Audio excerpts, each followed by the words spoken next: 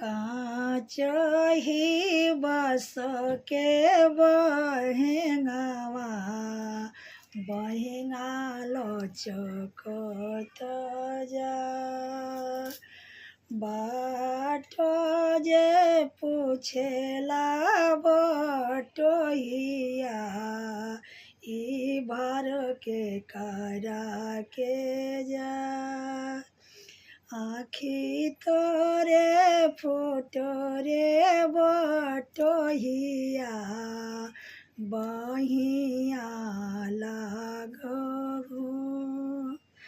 आंधर हुए बटोहिया